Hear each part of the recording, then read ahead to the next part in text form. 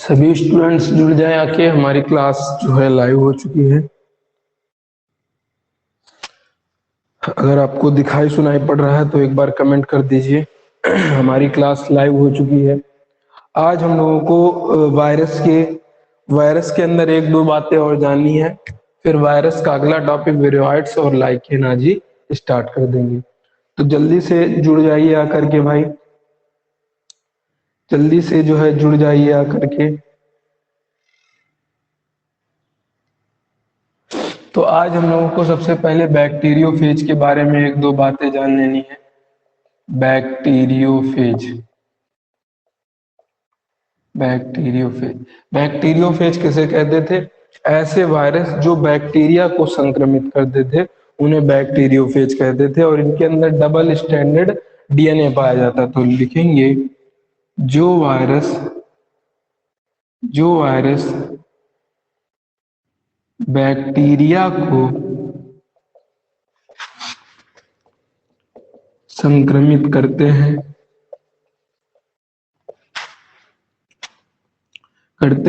उन्हें बैक्टीरियोफेज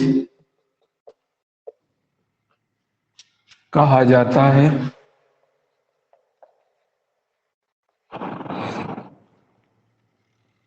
इनमें double stranded DNA उपस्थित होता है। डीएस का मतलब क्या है? Double stranded DNA. और बैक्टीरियोफेज की खोज सबसे पहले किसने की थी? ट्वार्ट एंड हेरल ने। इसकी खोज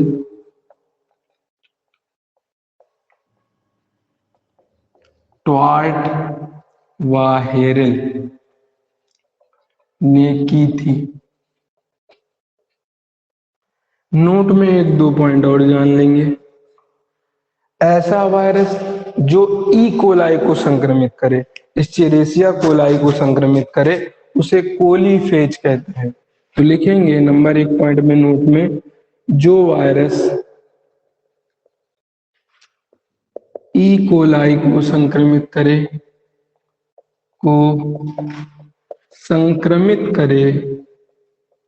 उसे कोलीफेज कहते हैं। दूसरा एक बात और जान लेंगे। अब ऐसे वायरस जो हमारे साइनोबैक्टीरिया को, जो ब्लू ग्रीन एल्गी होती हैं, उनको अगर इन्फेक्ट करे, साइनोबैक्टीरिया को, तो उन्हें कहते हैं हम लोग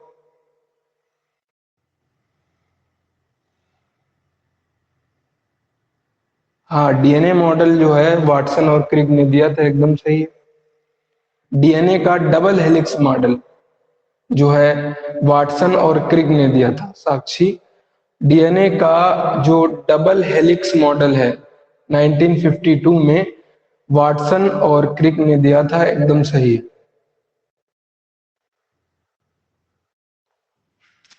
फिर जो वायरस साइनोबैक्टीरिया को संक्रमित करे उसे साइनोफेज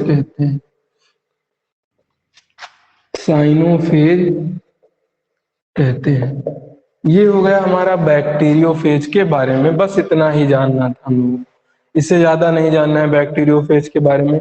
इसको आप स्क्रीनशॉट ले लीजिए या इसको उतार लीजिए। फिर माइकोफेज के बारे में एक दो बात बता दी जाए, फिर विरियोइड चालू कर दिया जाए। जल्दी से भाई, इसको स्क्रीनशॉट ले लिया होगा आपने, इसको हटा दिया जाए। कोई भी क्वेश्चन हो तो पूछ लीजिए भाई। डीएनए का मॉडल जो है डबल हेलिक्स मॉडल बोला जाता है। डीएनए मॉडल नहीं, डीएनए का डबल हेलिक्स मॉडल।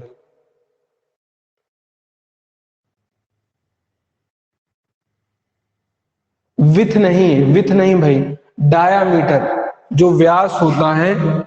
यहां पर देखिए, ऐसे डीएनए हमने बना लिया समझने के लिए। जो ये होगा, ये जो व्यास होती है, डायामीटर इसको कहते हैं, ये होता है 20 एंगस्ट्रॉम। 20 एंगस्ट्रॉम ये विथ कह लो चाहे, तो इसको व्यास बोला जाता है। वैसे ये डायमीटर, क्योंकि डीएनए हमारा 3D में होता है, डीएनए जो हमारा 3D में होता है और विथ उसकी निकाल सकते हैं हम लोग जो हमारा 2D में हो, प्लेन में है, तभी आप उसकी लंबाई चौड़ाई माप सकते हैं। लेकिन जो गोल गोल संरचना है उसकी क्या चौड़ाई मापेंगे आप? तो गोल चीजों का हम लोग व्यास मापते हैं, ना कि चौड़ाई। जो गोल चीजें होती हैं ये गोल होता है भैया, ये 3D तो हम बना नहीं सकते यहाँ पर, तो इसलिए जो ये डायामीटर होता है ये 20 एंगस्ट्रॉम का होता है। और एक उसमें जो होते हैं 34 एंगस्ट्रॉम का होता है, तो दो हमारे वो होते हैं, दो बेस पेयर के बीच की दूरी हो जाती है 3.4 एंगस्ट्रॉम इस तरीके से। और एक हेलिक्स के अंदर यानी एक मोड़ के अंदर 10 बेस पेयर पाए जाते हैं न्यूक्लियोटाइड। चलिए, ये क्लास 12 का मैटर है, अभी यहाँ हम लोगों को पढ़ना नहीं है। आपने इसको उतार लिया होगा, एक बार कमेंट कर दीजिए भैया अगला टॉपिक पढ़ाया जाए, कमेंट कर दीजिएगा, एक बार कमेंट कर दीजिएगा भैया। ठीक है, इसका स्क्रीनशॉट ले लिया होगा।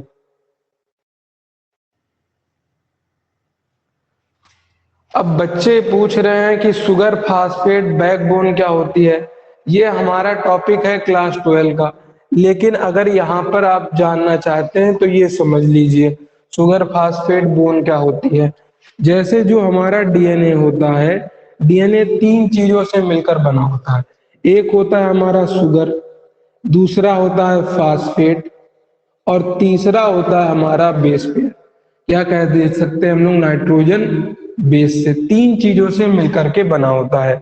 तो जो ये दोनों चीजें होती हैं, ये दोनों चीजें इस तरीके से, शुगर होता है ये, और शुगर से जुड़ा होता है फास्फेट, फिर ये शुगर होता है, ये फास्फेट, फिर यहाँ पर शुगर होती है डीऑक्सीराइबोज, इस तरीके से होता है।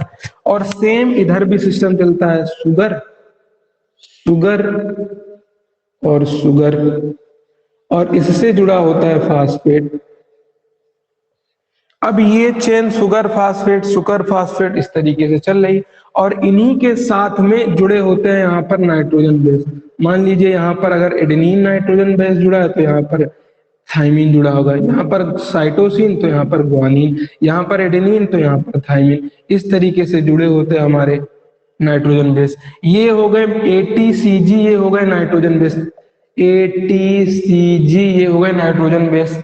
और जो ये शुगर फास्फेट की इस तरीके से पता चल रही है कि ये इसके ऊपर हमारे नाइट्रोजन बेस पाए जा रहे हैं, तो इसे कह देते हैं शुगर फास्फेट को, कि जैसे रीढ़ की हड्डी से हमारी रिब्स जुड़ी होती हैं, ये वाली पसलियां जुड़ी होती हैं पीछे की रीढ़ की हड्डी से, बैकबोन से, तो ऐसा लग रहा है कि शुगर फास्फेट हमारी हो गई है बैकबोन, और इन बैकबोन से जुड़ी हुई है हमारी ये रिब्स यानी नाइट्रोजन क्षार। तो इसलिए हम लोग शुगर फास्फेट को कह देते हैं डीएनए का बैकबोन। समझ पाए कि नहीं? जैसे हमारी रीढ़ की हड्डी होती है, बैकबोन होती है, उससे पसलियां जुड़ी होती हैं इस तरीके से गोलाकार, और सेम सिस्टम यही है कि शुगर फास्फेट हो गई हमारी रीढ़ की हड्डी की तरह, और इस दोनों रीढ़ की हड्डी से जुड़े हुए हैं नाइट्रोजन बेस।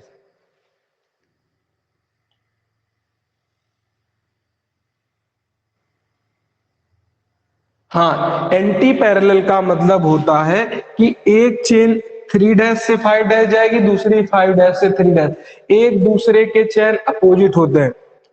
अगर यहाँ पर शुगर फास्फेट का बॉन्ड इस तरीके से जा रहा है तो यहाँ इस वाली चेन के अंदर अपोजिट डायरेक्शन में है। एक जो हमारी चेन होती है वो एक दूसरे के उल्टे पाई जाती हैं, उल्टे पाई जाती हैं। और अगर कोई चीज बराबर दूरी पर पाई जाए तो इसे कहते हैं समांतर।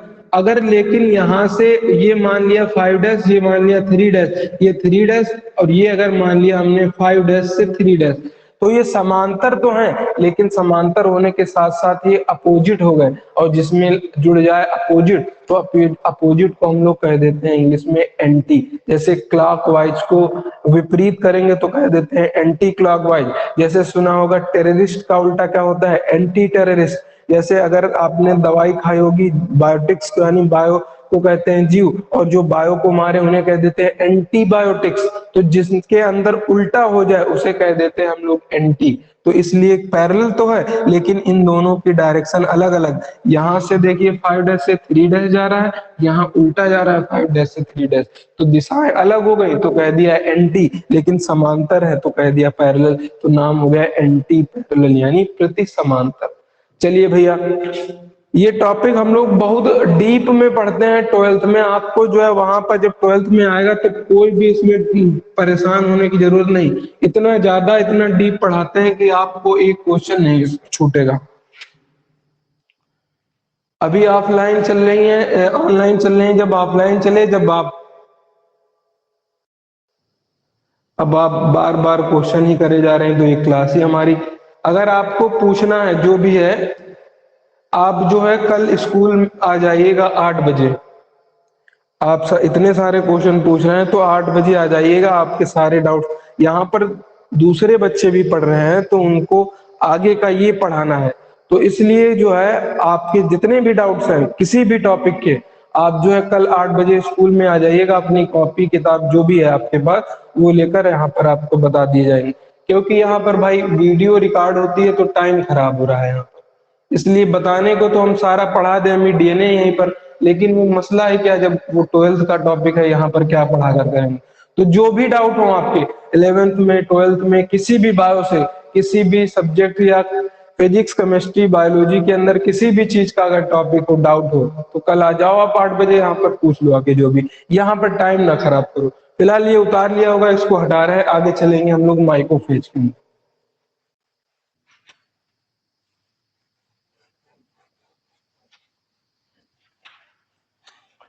दूसरा है हमारा माइक्रोफेज।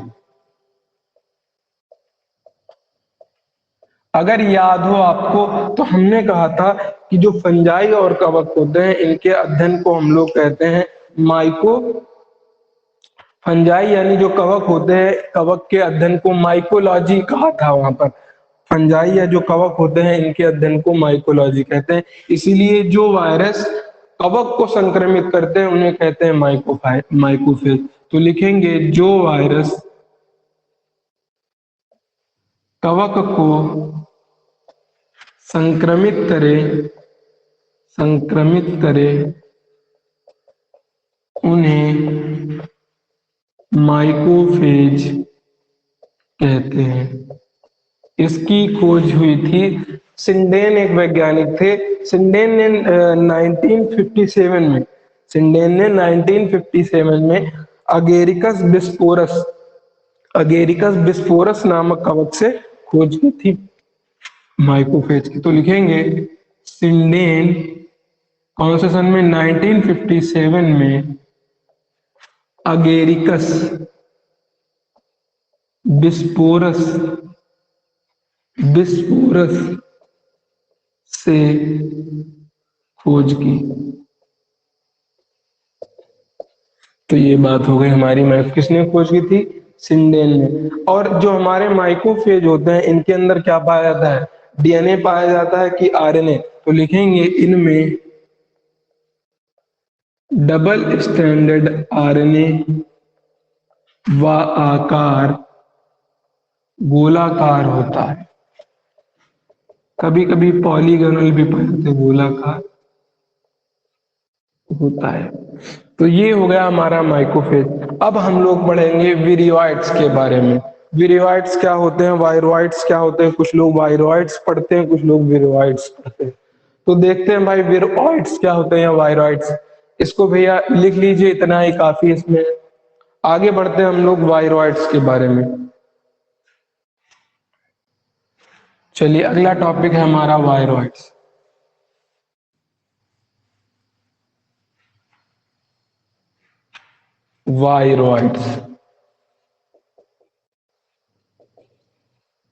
वायरस हमारा पूरी तरीके से क्या हो गया है, खत्म हो गया।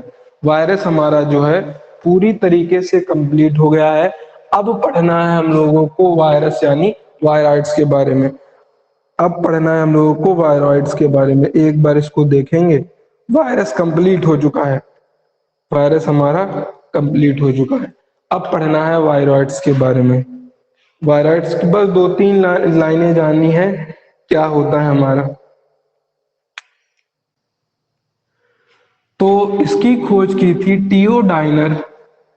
टियोडाइनर ने 1971, या होता है कहीं कहीं पर लिखा होता है 1972। तो टियोडाइनर ने 1971 में आलू के आलू के स्पिंडल ट्यूबर डिसीज बीमारी डिसीज रोग खोजा से खोजा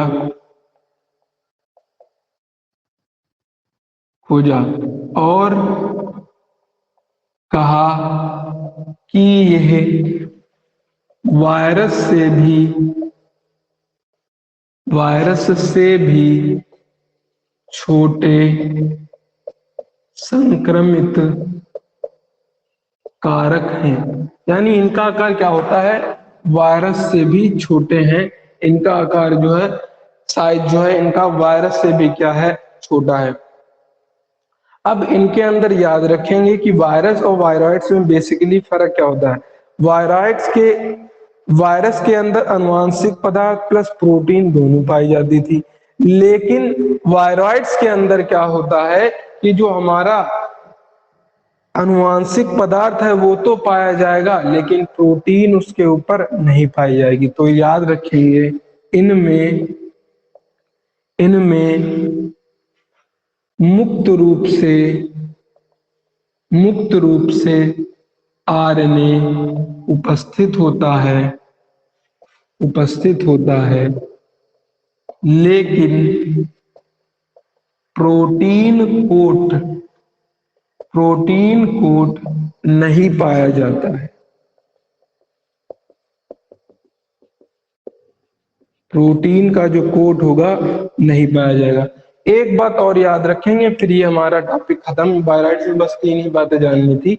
इनका जो आरएनए होता है, इनका आणविक भार, इनके आरएनए का जो आणविक भार होता है वो कम होता है। तो लिखेंगे इनके आरएनए का आणविक भार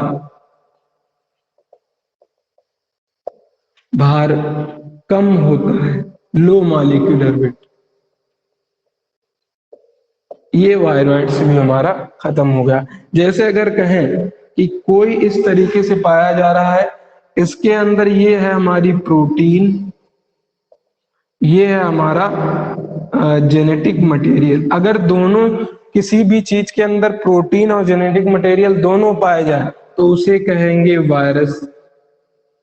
जिसमें केवल प्रोटीन हो, ओनली प्रोटीन हो, तो उसे कहेंगे प्रियॉन। जिसमें ओनली जेनेटिक मटेरियल हो उसे कहते हैं हम लोग भैया वायरॉइड्स। तो ये 3 चीजों में बेसिक क्लियर कट बातें याद रखना। प्रोटीन और जेनेटिक मटेरियल दोनों हो तो उसे वायरस, केवल प्रोटीन हो तो प्रियॉन कहेंगे, केवल आनुवांशिक पदार्थ यानी केवल जेनेटिक मटेरियल हो तो उसे वायरस। तो देखिए इसमें केवल और केवल जेनेटिक मटेरियल आरएनए पाया जा रहा है, इसीलिए इसे क्या कह रहे हैं, वायरस कह रहे हैं।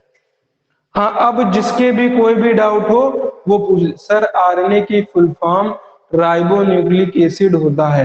हाँ बिल्कुल सही, राइबो न्यूक्लिक एसिड भी होता है। अब टाइम हमारा, ये टॉपिक हम लोग खत्म कर दिया यहीं पर।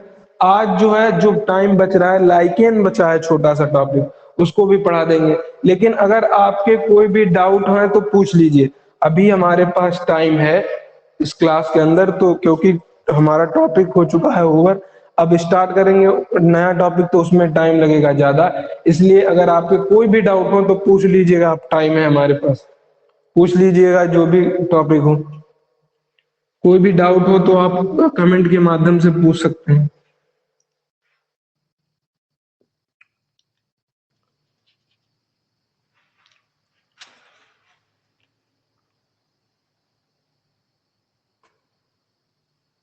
प्यूरिन्स ये जो होते हैं नाइट्रोजन, जो हम लोग अभी पढ़ेंगे डीएनए या आरएनए, नाइट्रोजन के अंदर नाइट्रोजन बेस जो होते हैं वो 5 प्रकार के पढ़ाए जाएंगे। मेनली 2 प्रकार के होते हैं, एक होता है प्यूरिन और दूसरा होता है पायरीमिडीन। जो हमारे नाइट्रोजन बेस होते हैं वो दो प्रकार के होते हैं, एक प्यूरीन और एक पिरिमिडीन। और प्यूरीन के अंदर दो पढ़ाए जाते हैं, एक होता है ग्वानिन, दूसरा adenosine, sorry adenine. Nitrogen base के दो प्रकार के बेस होते हैं, एक प्यूरीन एक पिरिमिडीन। और प्यूरीन के अंदर दो होते हैं, ग्वानिन और एडिनिन। और पिरिमिडीन के अंदर होते हैं तीन, कौन कौन से होते हैं? थायमीन, यूरेसिल और साइटोसिन। तो तीन होते हैं पिरिमिडीन और दो होते हैं प्यूरिन। और दोनों ये किसके प्रकार हैं भाई? नाइट्रोजन बेस के प्रकार होते हैं। तो ये होता है हमारा प्यूरिन। आगे ये सब पढ़ाया जाएगा, जब डीएनए आपको पढ़ाया जाएगा तो अच्छी तरीके से विधिवत तरीके से आपको ये सब चीजें पढ़ाई जाएंगी। और कोई डाउट हो तो पूछ सकते हैं, और किसी भी प्रकार की डाउट हो तो पूछ सकते हैं। ये टॉपिक यहाँ यहीं तक हो गया हमारा, इसको बिगाड़ दिया जाए। स्क्रीनशॉट ले लीजिए इसका और लिख लीजिए अपनी फेयर कॉपी में, इसको हटाया जा रहा है भाई। अगर डाउट्स हो तो आप पूछ लीजिए। बस अब लाइकेन बचा है, फिर उसके बाद हम लोग किंगडम चालू कर देंगे, एनिमलिया, जंतुओं को पढ़ना स्टार्ट कर।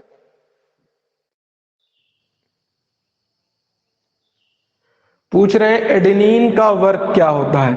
एडेनिन जो नाइट्रोजन बेस होते हैं, इन नाइट्रोजन बेस का कार्य ये होता है, कोई भी नाइट्रोजन बेस हो, सबसे पहले ये डीएनए को के दोनों स्ट्रैंड को जोड़े रखते हैं, चाहे एडेनिन हो, चाहे थायमीन हो, चाहे कोई भी प्रकार का हमारा नाइट्रोजन बेस हो।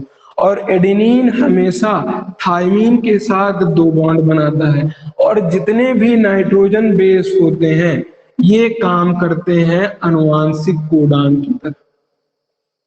अब ये अनुवांशिक कोडान क्या होता है ये सब पढ़ेंगे हम लोग, क्लास 12 के टॉपिक हैं ये। तो एडेनिन का काम ये समझ लीजिए, थायमीन के साथ डबल बॉन्ड बनाना, अनुवांशिक कोड की तरह कार्य करना, डीएनए के स्ट्रैंड को बरकरार रखना है। अब एक बच्चा पूछ रहा है, मोहित कुमार, हेटेरोसिस्ट क्या होता है? हेटेरोसिस्ट जब आपको पढ़ाया गया था साइनोबैक्टीरिया, तो साइनोबैक्टीरिया में बताया गया था कि एक विशिष्ट प्रकार की सेल होती है। इस तरीके से पढ़ाया गया होगा आपको अगर याद हो। एक विशिष्ट प्रकार की सेल होती है जिसका नाम रखा था हम लोगों ने हेटेरोसिस्ट। किसके अंदर? अगर याद हो आपको, जब हम लोगों ने साइनोबैक्टीरिया पढ़ा था तो साइनोबैक्टीरिया के अंदर एक विशेष प्रकार की सेल्स को हम लोगों ने पढ़ा था और कहा था कि ये क्या है? हेटेरोसिस्ट होती हैं, या कह सकते हैं कि हेटेरोसिस्ट का जो मेनली काम क्या होता है भैया, ये जो हेटेरोसिस्ट होती हैं ये बेसिकली क्या करती हैं, ये जो हमारी हेटेरोसिस्ट सेल होती है किसमें पाई जाती थी? याद हो अगर, इस तरीके से लंबी लंबी बनाई थी साइनोबैक्टीरिया के अंदर, जिन्हें कहते थे, साइनोबैक्टीरिया का नाम होता था ब्लू ग्रीन एल्गी, दूसरा नाम। और साइनोबैक्टीरिया में एक विशेष प्रकार की सेल होती है जिन्हें कहते थे हेटेरोसिस्ट। और इनका काम होता था कि जो वातावरण में, एटमॉस्फेयर में, जो हमारी एटमॉस्फेयर के अंदर जो नाइट्रोजन है उपस्थित, एटमॉस्फेयर की जो नाइट्रोजन है इसको भूमि में, मिट्टी में मिला देना, सॉइल में क्या कर देना, फिक्स। तो नाइट्रोजन के स्थिरीकरण करने का कार्य करती थी। साइटोसिन का वर्क भी भैया यही होता है, जो हमारा काम एडेनिन का होगा वो थायमीन, वही साइटोसिन, वही ग्वानिन। साइटोसिन क्या होता है, बस ग्वानिन के साथ तीन हाइड्रोजन बंध बना लेता है। ये साइटोसिन, ये भी अनुवांशिक कोडान का काम करेगा और जो है उसके क्या नाम, नाइट्रोजन जो हमारे स्ट्रैंड है डीएनए के उनको बरकरार रखेगा। अब पूछ रहे हैं कि व्हाट इज रेप्लिकेशन। रेप्लिकेशन का मतलब होता है डीएनए से डीएनए का बनना। डीएनए से क्या होता है, डीएनए अगर बन जाए, डीएनए से अगर डीएनए बन जाए तो कहलाता है हमारा रेप्लिकेशन। अगर डीएनए से बन जाए एमआरएनए तो कहलाता है हमारा ट्रांसक्रिप्शन। एमआरएनए से अगर प्रोटीन बन जाए तो कहलाएगा ट्रांसलेशन। ये सब चीजें हैं भाई, ये 12th के टॉपिक है, अभी पढ़ने की कोई जरूरत नहीं। फिलहाल अगर आपका कोई डाउट हो किसी भी चीज में तो स्कूल आ जाइएगा आप कल 8 बजे तक आ जाइए, 8 बजे से पहले आ जाइए तो आपके सारे डाउट क्लियर करा दिए जाए। 8 बजे से पहले आ जाइए क्योंकि फिर क्लास चलने लगती है तो दिक्कत होगी। तो 8 बजे से पहले पहले आ जाइए, 10-15 मिनट का टाइम लेकर के हम आ जाएंगे कल। तो कल कौन कौन आएगा बता दीजिए भाई 8 बजे से पहले, तो हम कल आ जाएं, फिर डाउट अपने पूछ लीजिएगा आके।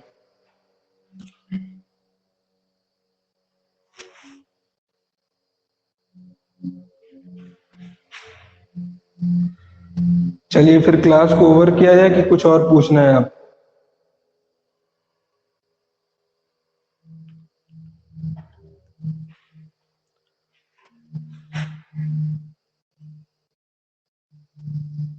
पराक्सीसोम क्या होता है? पराक्सीसोम जब हम लोग ये एनिमल वाला पढ़ा चुके होंगे, एनिमल वाला ये एनिमलिया पूरा पढ़ा चुके होंगे, फिर हम लोग चालू कर देंगे चैप्टर सेल, कोशिका। कोशिका के अंदर पढ़ेंगे कि जो हमारे कोशिकांग होते हैं उनके अंदर, कोशिकांग के अंदर पढ़ेंगे पराक्सीसोम।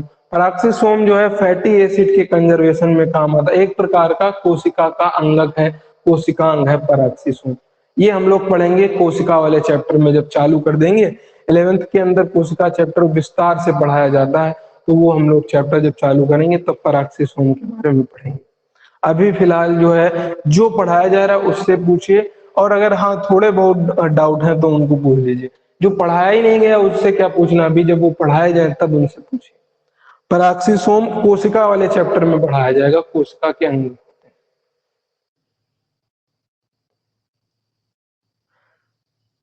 कह रही हैं कि why cell grow and divide. देखिए भैया, कह रही हैं कि सेल जो है क्यों ग्रो करती है और क्यों जो है मल्टीप्लाई करती है।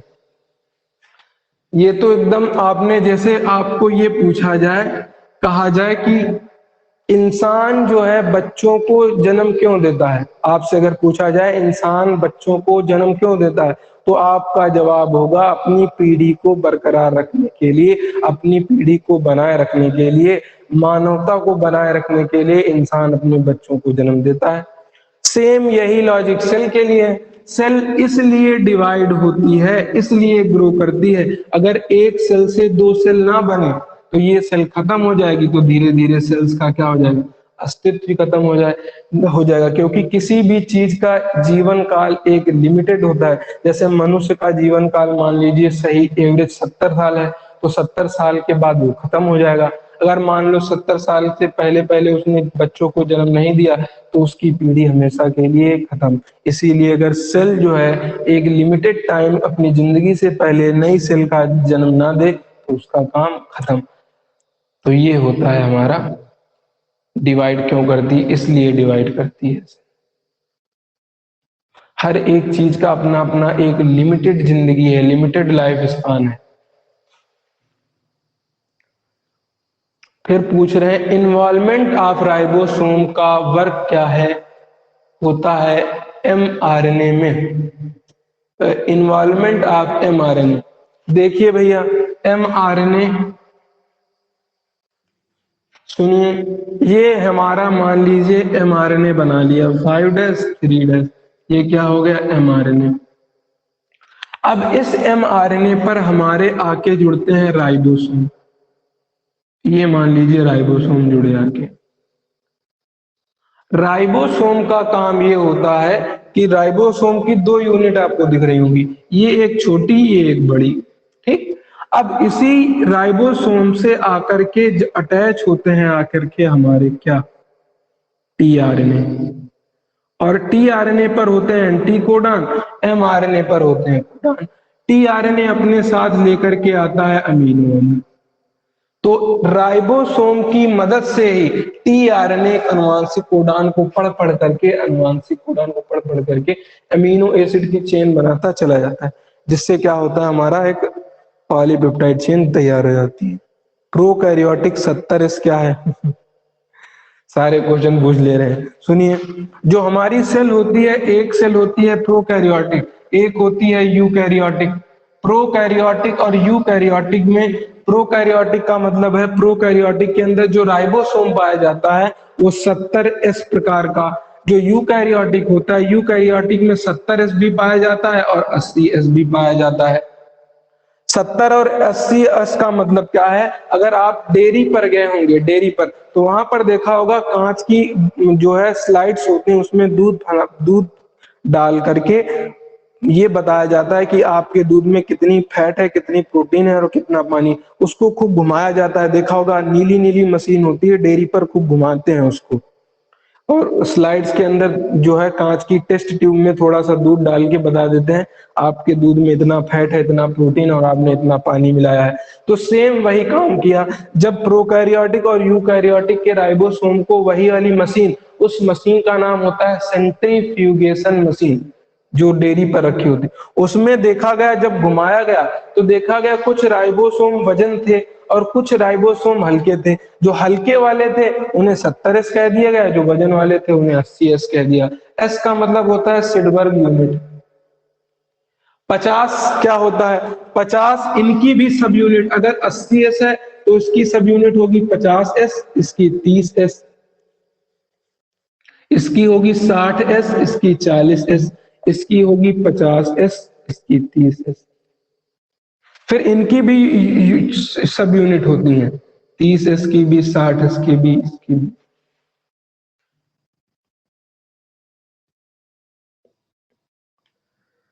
चलिए फिर आज के लिए इतना ही रखा जाएगा, फिर जब क्लास हमारी चालू हो जाएगी सब उसमें बता दिया।